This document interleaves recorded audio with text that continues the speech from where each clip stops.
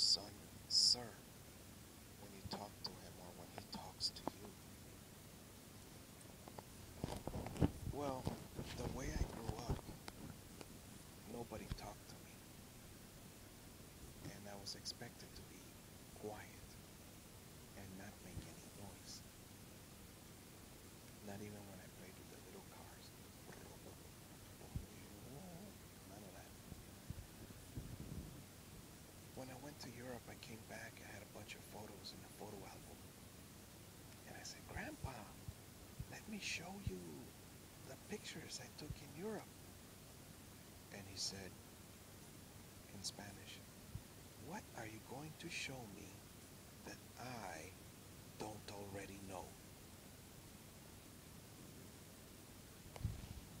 So I didn't show it to him. And I didn't show it to anybody else. Perhaps my mother. However, nobody else because I had nobody to share that moment with. So then, years later, I was homeless and I was carrying around my album in a suitcase and a couple of books for reading to children, Snow White and so on, little books like that. I always was attracted to children's literature and Disney books. And I had about 12 of those little ones. When I gave that to a mom that I saw at she was throwing out the garbage from this building. And I said, ma'am, may I give it to you? And I gave her the little kids' books. And she said, thank you. And after she left, I grabbed my album and I threw it in there and I threw my high school diploma because I didn't know I would need it. And for job interviews and things like that. So I threw it away because the first wife, I told we were going to move in together. She had just moved and I was going to stop being homeless and move in with her. She had been a girlfriend. And she said, no books. I hate dust. I had some kind of allergy in Peru. So she was Indian. She didn't like any books. Indian from Quechua Mountains, Peru. So I threw away those books. So back to why I called my son sir. When I used to speak or look at my grandfather, he used to look at me sideways. He was in the Celestine Prophecy book. He was the intimidator. How dare you speak to me? Be content that I am looking at you. And so when my son speaks, I drop everything. If I'm watching an educational TV show or a computer or something, I turn that around. I turn that off or I pause it and I start listening completely to him.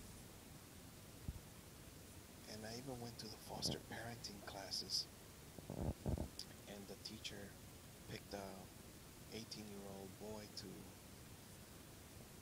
be a little kid at school, and she was going to be his mother in the role play, and she was going to explain to us not to be closed in communication.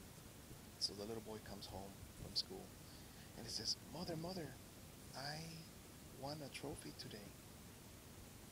And then she just says, did you finish your homework? I mean, she completely ignores his comment. No, man, do your homework. But I want to tell you, I got a trophy today. What is it? Fast. Tell me. In gym class, I did 1,500 push-ups, and I got a trophy. All right, start your homework.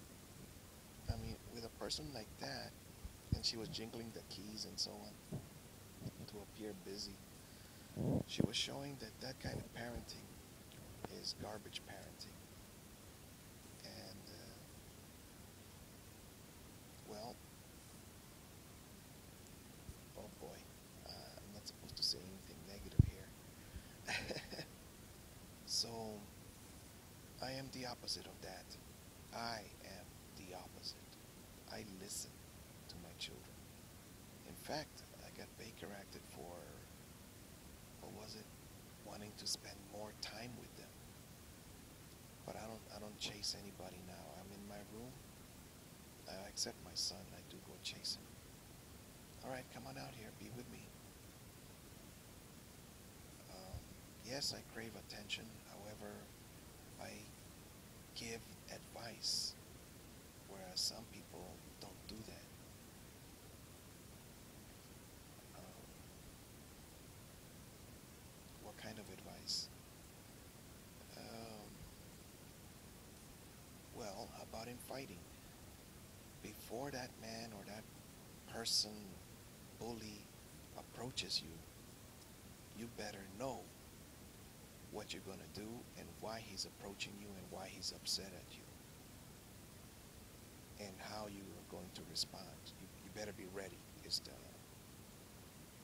where you, if you know martial arts or not, you better know why that man is coming towards you before. You know, is he asking for money? Is he coming to hit you? Is he coming to rob you? Is he coming to bully you? You better know. And so men really, they keep away from each other. I mean, I've been on those, what do they call them, play dates with other dads, and they do keep away from each other. Even in the play date, yeah, we're all there, but hey, that doesn't mean I want to talk to you, all right? They have that attitude. So, anyway, that's why I call my son sir, because I expect him to be a king of his world, his own little world, his own little tiny house, and a happy man.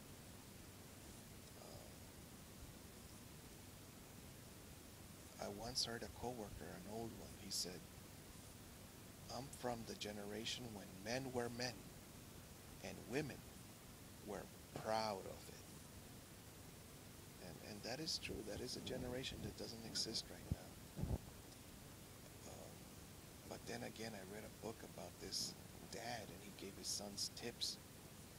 And then he said, but they're all divorced. My three sons are divorced. And then he says, I gave them tips on what to do, but they were not married to a woman like their like to women like their mother. Definitely not. Women are different. All right. Talk to you another day about ERAR, Equal Rights Amendment. Well, I'll just tell you, it didn't pass. Women did not get the equal rights because then they would have to use the same toilets, bathrooms as men, and they didn't want to share. And then they would have to also enlist in the military during the draft. All right, thank you.